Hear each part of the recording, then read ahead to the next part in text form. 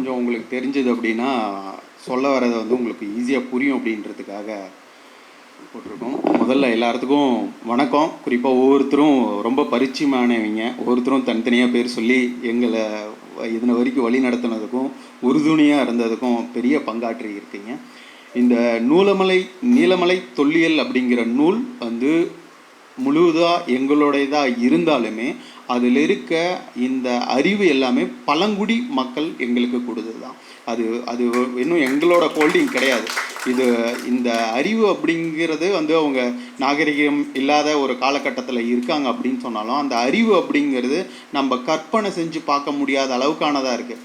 அது குறிப்பாக எப்படி இருக்குன்னா, நம்ம வெளியிலேருந்து வர ஒன்றை வந்து நம்ம முழுமையாக நம்பக்கூடாது அப்படின்றது ஒன்று இருக்குது. நாங்கள் ரொம்ப நாளாக வந்து இந்த பாறை ஓவியங்களை வந்து தேடி கண்டுபிடிச்சிட்டு இருந்தோம். ஒரு 5 ஆண்டுகளுக்கு அப்புறம் வந்து அவங்க ரொம்ப முக்கியமாக குலதெய்வமாக வழிபட்டுக்கிட்டு இருக்கக்கூடிய ஒரு பாறை ஓவியங்களுக்கு வந்து கொண்டு போனாங்க. அதுக்கப்புறம் ஒரு 2 ஆண்டுகள் வந்து தொடர்ந்து அந்த ஓவியங்களை ஆய்வு செஞ்சு வெவ்வேறு நியூஸ் பேப்பர்ஸ் அப்புறம் புக்கில் சேர்த்து வந்து நாங்கள் கொண்டு வந்திருந்தோம். ஸோ இவ்வளோ தான் வந்து இங்கே பாறை ஓவியங்கள் இருக்கும் அப்படின்னு நாங்கள் நினச்சிட்டு இந்த நூலெல்லாம் கொடுத்து நீங்கள் எப்படிலாம் வீட்டில் வரைகிறீங்க, பாறையில் எப்படி வரைகிறீங்க, உங்களோட நம்பிக்கை எப்படி இருக்குது அப்படிங்கிறதெல்லாம் நாங்கள் இதில் பதிவு பண்ணியிருக்கோம். யாராவது வந்தாங்கன்னா இந்த நூலை நீங்கள் கொடுக்கலாம், இது உங்களோட நூல், இதை தான் நீங்கள் வந்து பத்திரமா வச்சுருக்கணும் அப்படின்லாம் சொல்லி அப்புறம் அவங்க ஒரு சில கேள்விகள் கேட்டாங்க. அவங்க புகைப்படங்கள்லாம் பார்த்தாங்க, என்ன எழுதியிருக்கன்னெல்லாம் படித்து பார்த்தாங்க. இதெல்லாம் நம்பிக்கை வந்ததுக்கு அப்புறம் 15 நாட்களுக்கு முன்னாடி இன்னும் ஒரு பாறை ஓவியங்களை கூட்டிகிட்டு போய் எங்களுக்கு காட்டுறாங்க. அப்போது அந்த பழங்குடி மக்கள்கிட்ட நம்ம அறிவை வாங்கணும் அப்படின்னா முதல்ல அவங்களோட நம்பிக்கையை பெறணும் அப்படின்னா அவங்க எதன் மேலெல்லாம் நம்பிக்கையை வச்சுருக்காங்களோ அதை 1% கூட சிதைக்காமல் நம்ம பார்த்துக்கணும். குறிப்பாக ஒரு மலையில் ஏறுறோம் அப்படின்னா எல்லா மலைகளையும் அவங்க வந்து ஒரே மாதிரியான பார்க்குறதில்ல. ஒரு சில மலைகளில் வந்து அவங்க காலனியை அணியறதில்ல. குறிப்பாக அந்த கொடிகள் நாங்கள் பயணிக்கிறது எல்லாமே வந்து நம்ம புதுசாக அந்த கொடிகளில் ஏறும்போது நமக்கு கால் ரொம்ப அருந்தும். ஒரு குமரகெல்லாம் அந்த கொடியில் ஏறும்போது என்ன இவ்வளோ ஷார்ப்பாக கால் அறுக்குது அப்படின்னு சொல்லி அது மாதிரி ஏறி கேமரா எடுக்க வேண்டியதெல்லாம் இருக்கும். அந்த மாதிரி எடுக்கும்போது கூட அவங்க செப்பல் போடாமல் ஏறினா தான் வந்து அது அருந்து போகாமல் இருக்கும். நீங்கள் செப்பல் போட்டிங்க அல்லது ஷூ போட்டிங்க அப்படின்னா அதன் மேலே இருக்க நம்பிக்கை எங்களுக்கு குலைப்படும் அப்படின்னு சொன்னதுனால அது கூட நாங்கள் அந்த மாதிரி தான் வந்து பண்ணோம். இந்த அறிவு வந்து ரொம்ப எங்களுக்கு நிறைய தகவல் கொடுத்தது வந்து இவர் கணேசன் அப்படின்னு சொல்லி ஸ்க்ரீன் தெரியுதா, இவர் ஒரு பழங்குடி, ரொம்ப முக்கியமான பழங்குடி. இவர் கணேசன் அப்படின்னு சொல்லி, இவர் வந்து விவேக் அப்படின்னு சொல்லி, இவரும் வந்து எங்களுக்கு மிகப்பெரிய அறிவுகளை தொடர்ந்து எங்களோட உரையாடுவாங்க. அவங்களுக்கு நாங்கள் நம்பிக்கை ஏற்படுத்ததன் வழியாக அவங்ககிட்ட இருந்து நாங்கள் தகவல் பெற முடிஞ்சுது. இந்த ஆய்வு தொடங்குறதுக்கு ஒரு 8 ஆண்டுகளுக்கு முன்னாடிலாம் ஒரு பேருந்து வசதி இல்லாத அல்லது பைக்கு போக முடியாத பழங்குடியெல்லாம் இருப்பாங்க. அந்த இடத்துக்கு போகும்போதெல்லாம் அவங்க வந்து எங்களை நேரில் பார்க்க மாட்டாங்க, ஒரு மாதிரி ஹைடு ஆயிடுவாங்க அல்லது ஊருக்கு போயிட்டாங்க, வெளியூர் போயிட்டாங்க அப்படின்னு சொல்லுவாங்க. அவங்களுக்கெல்லாம் நம்பிக்கை ஏற்படுத்தினதுக்கப்புறம் தான் இந்த 15 நாட்களுக்கு முன்னாடி ஒரு பாறை ஓவியம் இது இங்கே ஒன்று இருக்குது. அது வெறும் நம்பிக்கை மட்டும் கிடையாது. இவங்க வந்து அவங்கள எப்படி நம்புகிறோம், அவங்க கடவுளை எப்படி நம்ம நம்புகிறோம், இயற்கையை எப்படி நம்ம நம்புகிறோம், அவங்களோட இந்த இயற்கை காடுகளில் பயணிக்கும் போது அந்த இயற்கையை நம்ம எப்படி பயன்படுத்திக்கிறோம் அப்படிங்கிறதெல்லாம் இருக்குது. இந்த கடைசியாக நாங்கள் பார்த்தது வந்து ஒரு 1/2 கிலோமீட்டர் வந்து பாறை சரிவிலே ஏறுற மாதிரி இருக்கும், கயிறு பிடிச்சிக்கிட்டு தான் ஏறுற மாதிரி இருக்கும். இவங்க உண்மையாலுமே ஃபிட்டா அப்படின்னு ஒரு 10 வருஷம் இருக்கும். இப்போ நாங்கள் போய் இந்த பாறை கண்டுபிடிக்கும்போது இந்த 10 வருடங்களாக அங்கே ஒரு மாதிரி இருக்குங்க சார் பார்க்கலாங்க, ஒரு மாதிரி இருக்குங்க பார்க்கலாங்க அப்படின்னே இந்த 10 வருடங்களாக ஓட்டிட்டாங்க. அதுக்கப்புறம் இப்போ தான் வந்து அங்கே கூட்டிகிட்டு போனாங்க. அடுத்த புகைப்படம் என்ன இருக்குன்னு தெரியல.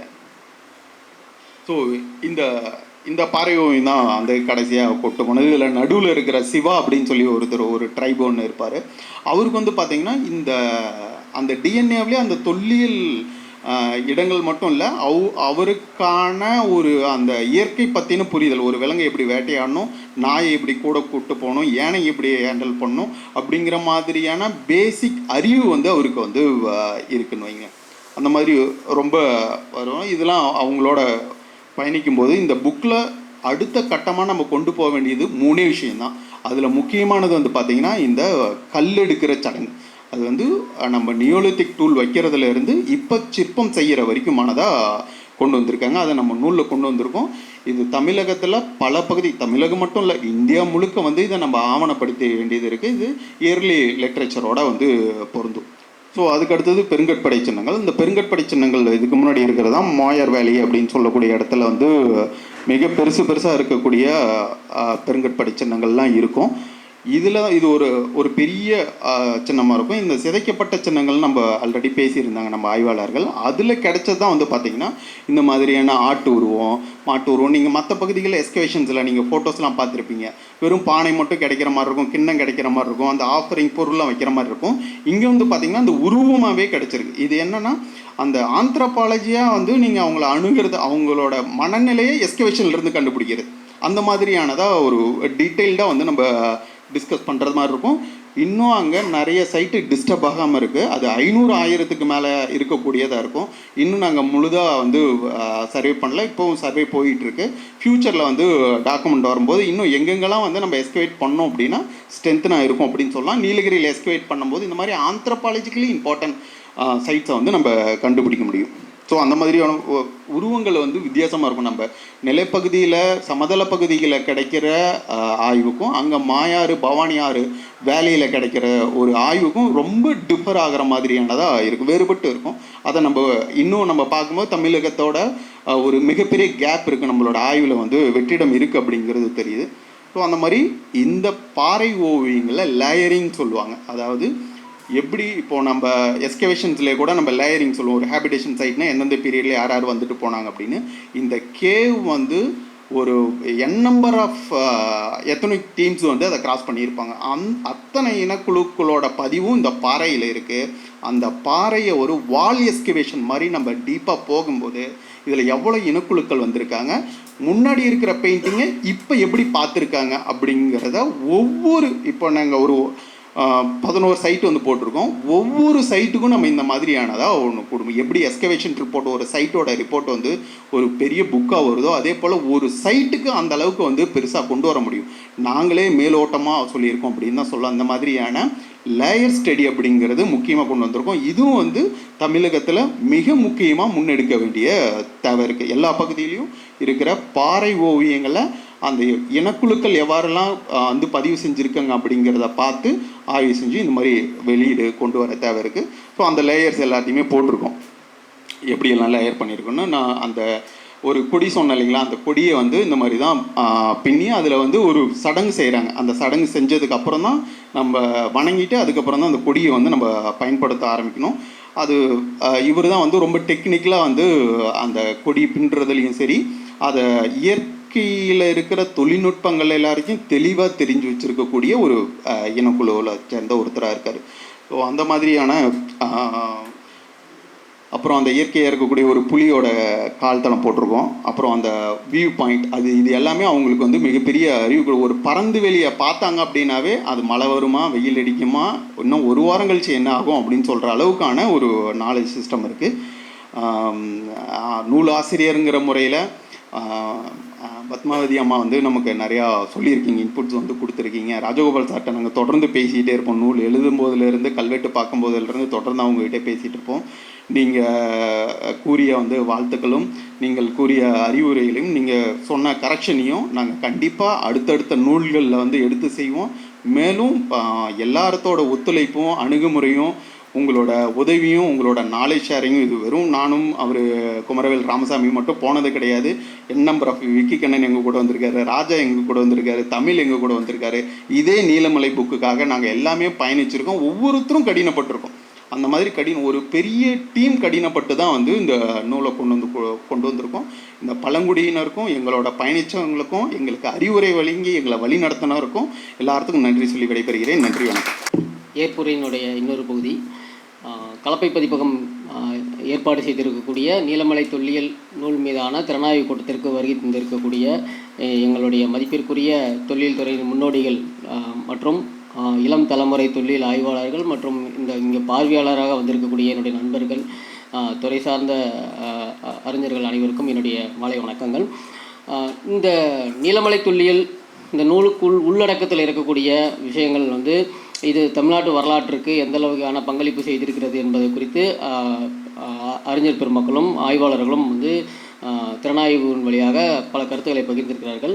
இந்த நூலுடைய தேவை ஏன் ஏற்பட்டது அப்படிங்கிறத பற்றி மட்டும் நான் சில கருத்துக்களை இங்கே சொல்லிக்கணும்னு நான் விருப்பப்படுறேன். நீலமலை, நீலகிரி உங்களுக்கு எல்லாத்துக்கும் தெரியும். அது தமிழ்நாட்டில் பழங்குடி மாவட்டம் என்று அழைக்க தகுதி வாய்ந்த ஒரு மாவட்டம் தான் அந்த நீலகிரி மாவட்டம் அப்படிங்கிறது. ஏன்னா இங்கே தான் வந்து 6 அழிநிலை பழங்குடிகளும் வாழக்கூடிய ஒரு மாவட்டம். இதெல்லாம் உங்களுக்கு தெரிஞ்சிருக்கும். தமிழ்நாட்டை பொறுத்த வரையிலும் 37 வகைப்படுத்தப்பட்ட பழங்குடிகள் இருக்கிறார்கள். அவர்கள் வந்து அழியும் நிலையில் இருக்கக்கூடிய பழங்குடிகளாக 6 பேர் வகைப்படுத்திருக்காங்க. அவங்க வந்து முழுமையாக நீலகிரியில் தான் வாழ்கிறாங்க. அதுக்கு அடுத்த நிலையில் கோவை மாவட்டத்தில் 5 வகையான பழங்குடி மக்கள் வாழ்கிறத நீங்கள் பார்க்கலாம். இது எல்லாமே மேற்கு தொடர்ச்சி மலையை ஒட்டி இருக்கக்கூடிய ஒரு கிராமம். ஸோ இங்கிருந்து ஆனால் இந்த தொல்லியல் சான்றுகளை நாம் ஏன் வெளிக்கொண்டு வர வேண்டும், அதுக்கான தேவை எங்கே ஏற்பட்டது அப்படின்னா, இந்த நீலகிரி இங்கே இருக்கக்கூடிய பெரும்பான்மையாளர்களுக்கு தெரிஞ்சிருக்கும். அது வந்து ஒரு செக்ரட்டரியேட்டாக இருந்திருக்கு. இன்றைக்கி நமக்கு தமிழகத்தினுடைய தலைநகரமாக சென்னையை பார்க்குறோம். சென்னையில் தான் நமக்கு தலைமைச் செயலகம் இருக்கிறது அல்லவா. இது வந்து காலனிய காலத்தில் ஒரு கோடைக்கால செக்ரட்டரியேட்டாக இந்த நீலகிரி இருந்திருக்கு. அப்படி அந்த நீலகிரிக்கு போன காலனி கால அதிகாரிகள், காலனி கால நிர்வாக பொறுப்பில் இருந்தவர்கள் எல்லாத்துக்கும் இந்த நீலகிரி மேலே ஒரு பெரிய ஒரு ஆர்வம் ஏற்பட்டு அவங்க வந்து அங்கே இருந்த பழங்குடி மக்களை பற்றின மானுடவியல் பார்வையிலான ஆய்வுகள், மொழியியல் சார்ந்த ஆய்வுகள் இதெல்லாம் செய்து அந்த பழங்குடிகள் யார், அவங்க எங்கேருந்து வந்தாங்க, அவங்க பேசக்கூடிய மொழிகள் வந்து எந்த வகையை சேர்ந்தது, பெரும்பான்மையான மொழிகள் திராவிட மொழி குடும்பத்தை சேர்ந்ததாகவும் அதனுடைய கிளை மொழிகள் சேர்ந்ததாகவும் அவங்க வந்து தங்களுடைய ஆய்வு முடிவுகள்லாம் வெளியிட்டார்கள். அப்புறம் அந்த பிரிக்ஸ் அப்படிங்கிறவர் வந்து 19ஆம் நூற்றாண்டில் அங்கே இருக்கக்கூடிய தொல்லியல் சின்னங்களை எல்லாம் ஆவணப்படுத்த வேண்டும், அவற்றை வந்து தோண்டி பார்க்க வேண்டும் என்ற ஒரு ஆர்வம் அவருக்கு ஏற்படுது. ஏன்னா மானுடவியல் ரீதியாக ஏற்கனவே செய்யப்பட்ட ஆய்வுகள் அவருக்கு ஒரு பெரிய தாக்கத்தை ஏற்படுத்துது. அப்போ தொல்லியலிருந்து என்ன கிடைக்குதுங்கிறதுக்காக அங்கே இருக்கக்கூடிய தொல்லியல் சின்னங்கள்லாம் தோண்டி பார்க்கக்கூடிய ஒரு முயற்சி செய்கிறார். ஏன் நான் இது தோண்டி பார்க்குறாரு அப்படின்னு சொல்கிறேன்னா, அப்போ வந்து ஒரு சிஸ்டமேட்டிக் எக்ஸ்கவேஷன்ஸ் கிடையாது, ஒரு முறைப்படுத்தப்பட்ட அகலாய்வு அது கிடையாது. பெருங்கல்லறைகள் அப்படிங்கிறனால நமக்கு எந்த ஒரு பெரிய பாதிப்பும் இல்லை. ஏன்னா தோன்றுனா முதுமக்கள் தாலி கிடைக்கும், அவங்களுக்கு வச்ச ஆஃபரிங்ஸ் கிடைக்கும். இது எல்லாத்தையும் அவர் அப்போவே ஓரளவுக்கு சிஸ்டமேட்டிக்காக வரைபடங்களாக, இன்றைக்கி இருக்க மாதிரி புகைப்படம் வாய்ப்புகள்லாம் கிடையாது. இன்றைக்கி 3D தொழில்நுட்பத்துக்குலாம் நம்ம போயிட்டோம். ஒரு ஆர்டிஃபேக்ட்ஸ் கிடச்சா அது 3Dயில் வந்து ஸ்கேன் பண்ணி வைக்கிற அளவுக்கு நம்ம போயிட்டோம். அன்றைக்கி கிடையாதுங்கிறனால அவர் வந்து ஓவியங்களாக வரைஞ்சி அதை வந்து டாக்குமெண்ட் பண்ணார். அதுக்கப்புறம் நிறைய மானுடவியல் சார்ந்த ஆய்வாளர்கள் வந்திருக்கிறாங்க. நிறைய பல்கலைக்கழகங்களில் நிதி திட்டங்களின் அடிப்படையில் அங்கே நிறைய ஆய்வுகள் செய்திருக்கிறாங்க. இவ்வளோலாம் நடந்திருக்கே. இந்த நீலகிரி தமிழக வரலாற்றில் என்ன இடத்தை பெற்றிருக்கிறது, ஒரு கேள்வி வருதா இல்லையா? தமிழக வரலாற்றை எழுதும்போது இந்த நீலகிரியினுடைய பங்களிப்பு என்னவாக இருந்திருக்கிறது அப்படின்னு ஒரு கேள்வி. அதுக்கு வந்து பெரும்பகுதி சொல்லணும்னா நீலகிரி பகுதியில் இருக்கக்கூடிய தொல்லியல் சின்னங்களை ஒரு முழுமையாக ஒரு தமிழக வரலாற்றுக்குள்ளே அடக்கக்கூடிய ஒரு பார்வையை வந்து இல்லைன்னு தான் சொல்லணும். அதுக்கு முக்கியமான இன்னொரு காரணம், நீலமலையில் இருக்கக்கூடிய தொல்லியல் சான்றுகளை முழுமையாக கொண்டிருக்கக்கூடிய நூல் தமிழில் வெளிவரவில்லை.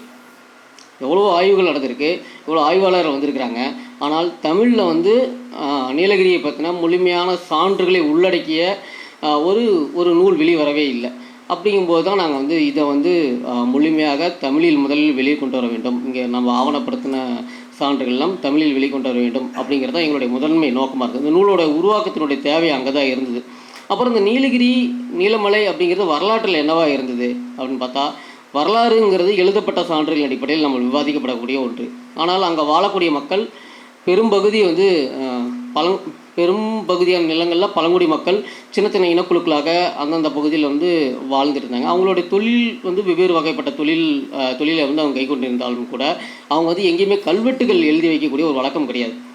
நீங்கள் நீலகிரியில் பார்த்தீங்கன்னா நம்ம கிடைக்கக்கூடிய கல்வெட்டுகளில் 10ஆம் நூற்றாண்டு அல்லது 11ஆம் நூற்றாண்டு என்று கருதத்தக்க வகையில் கிடைக்கக்கூடிய ஒரு பழங்கன்னட கல்வெட்டு தான் கிடைக்குது.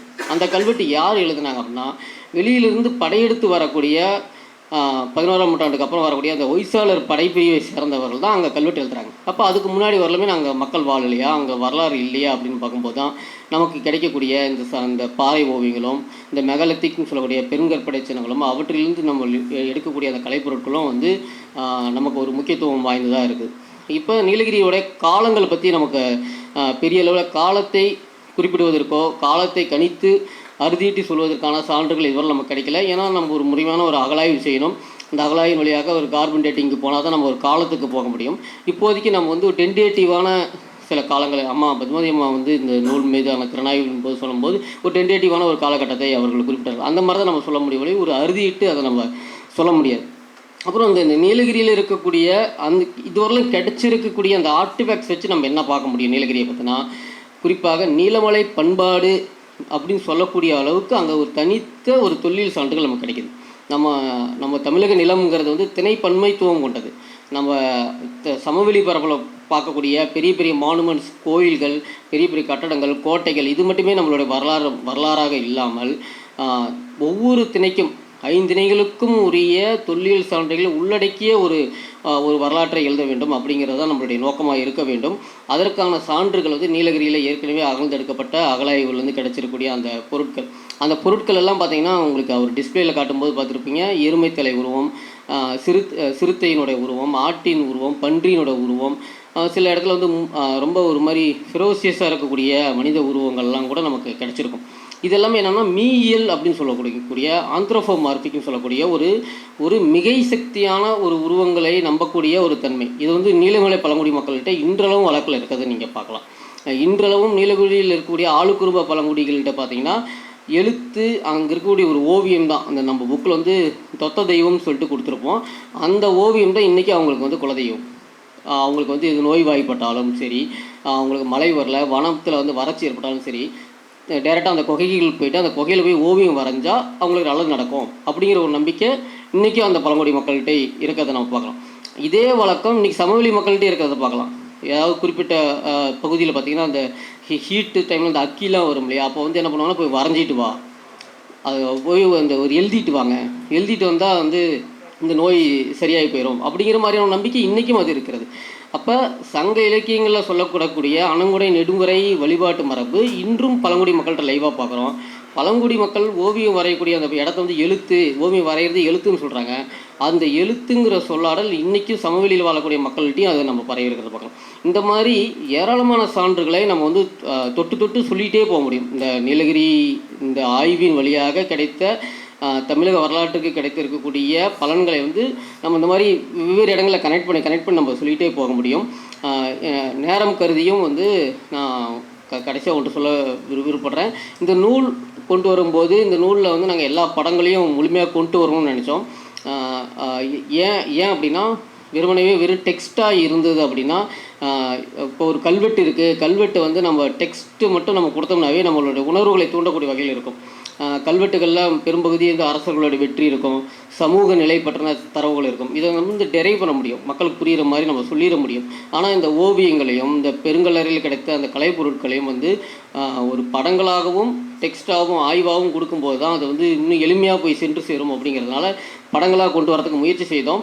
அப்படி இருந்துமே கூட இந்த படம், இந்த புக்கோட வேல்யூமோட அடர்த்தி இதெல்லாம் பார்க்கும்போது நாங்கள் இன்னும் பல படங்களை வந்து கொண்டு வர முடியல. சில படங்கள் வந்து பிரிண்டில் வரும்போது நம்ம எடுத்துருப்போம், ஹை ரெசல்யூஷன்ஸில் எடுத்திருப்போம். சில படங்கள் பிரிண்டில் வரும்போது வந்து அந்த ரெசல்யூஷன்ஸ்லாம் ரொம்ப கம்மியாக வந்திருக்கும். எதிர்காலத்தில் ஆய்வு செய்யக்கூடிய இங்கே தொழில் துறை சார்ந்த மாணவர்கள், பல்கலைக்கழகங்களில் இருக்கக்கூடிய பேராசிரியர்களாக வந்திருக்கிறீங்க. எதிர்காலத்தில் தொல்லியல், மானுடவியல் சார்ந்து, பழங்குடிகள் சார்ந்து ஆய்வு செய்வதற்கு ஆய்வாளர்கள் அல்லது மாணவர்கள் யார் தயாராக இருந்தாலும் நீங்கள் வந்து யாக்கையை தொடர்பு கொள்ளலாம். முறையான ஒரு சேனல் வழியாக நீங்கள் வரும்போது யாக்கை வந்து தன்னுடைய கலாய்வு செய்திருக்கக்கூடிய இந்த படங்களையும் இதை பற்றின தரவுகளையும் உங்களுக்கு பகிர்ந்து கொள்வதற்கு தயாராக இருக்கிறது என்பதையும் இந்த நேரத்தில் நான் உங்கள் இந்த ஏற்புரையின் வாயிலாக தெரியப்படுத்தி கொண்டு, இன்று தொழில் ஆய்வாளர் அம்மா பத்மாவதி அம்மா, எங்கள் மதிப்பிற்குரிய ஆசிரியர், எங்களுக்கு கல்வெட்டுகளை ஒரு பள்ளி மாணவனாக இருந்து அதை முழுமையாக வாசிக்கிற அளவுக்கு எங்களுக்கு வந்து கற்றுக் கொடுத்திருக்கக்கூடிய எல்லா பல தளங்கள் எங்களை அறிமுகப்படுத்தி செய்து வைத்திருக்கக்கூடிய எங்களுடைய ஆசிரியர் ராஜகோபால் சார், அப்புறம் இன்று தான் முதல்ல இந்த 3 ஆய்வாளர்களையும் பார்க்குறோம். தமிழரசு சார், வெள்ளையப்பன், தினேஷ்குமார், வெள்ளையப்பன், இவங்க எல்லாத்துக்குமே வந்து இந்த நேரத்தில் நான் வந்து நன்றி தெரிவித்துக் கொள்கின்றேன். நீங்கள் கொடுத்துருக்கக்கூடிய இந்த இன்புட்ஸ் வந்து அடுத்தடுத்து எங்களுடைய ஆய்வுகளில் இன்னும் வெவ்வேறு தளங்களில் வெளிவரும் அப்படிங்கிறது நான் சொல்லிக்க விரும்புகிறேன். நன்றி, வணக்கம். அனைவருக்கும் வணக்கம். இன்று நீலமலை தொல்லியல் திறனாய்வு கூட்டம் சிறப்பாக நடைபெற்றது. அதுக்கு வருகை தந்த வாசகர்கள், ஆசிரியர்கள், ஆய்வாளர்கள், இலக்கிய அலுவலர்கள் அனைவருக்கும் கலப்பை பதிப்பகம் சார்பாக எங்களது நன்றியை தெரிவித்துக் கொள்கிறோம். இன்று நிகழ்ச்சி சிறப்பாக நடைபெற்றது. அதற்கு காரணமாக அமைந்த ஐயா ராஜகோபால், மூத்த கல்வெட்டு ஆய்வாளர் அவர்கள் ராஜகோபால் சுப்பையா அவர்கள், தொல்லியல் ஆய்வாளர் முனைவர் பத்மாவதி அம்மா அவர்களுக்கும் தினேஷ்குமார் ஐயா அவர்களுக்கும் மிகுந்த நன்றியை தெரிவித்துக் கொள்கிறோம். மற்றும் உதவி பேராசிரியர்கள் தமிழரசு ஐயா அவர்களுக்கும் வெள்ளையப்பன் அவர்களுக்கும் எங்களது நன்றியை தெரிவித்துக் கொள்கிறோம். ஏற்புரை சிறப்பாக வழங்கினார்கள் நூலாசிரியர் நீலமலை தொல்லியல் நூலாசிரியர்கள் சுதாகர் நல்லியப்பன் அவர்களுக்கும் ஐயா அவர்கள் குமரவேல் ராமசாமி அவர்களுக்கும் எங்களுடைய நன்றி. மற்றும் ஒருங்கிணைப்பு சிறப்பாக வழங்கிய கனகராஜ் ஐயா அவர்களுக்கும் மிகுந்த நன்றி, எங்களுடைய நன்றியை தெரிவித்துக் கொள்கிறோம். புக்கு நீலமலை தொல்லியல் புக்கு தேவைப்படுறவங்க இப்போ கலப்பை பதிப்பகத்தில் 30% டிஸ்கவுண்ட்டில் வாங்கிக்கலாம்.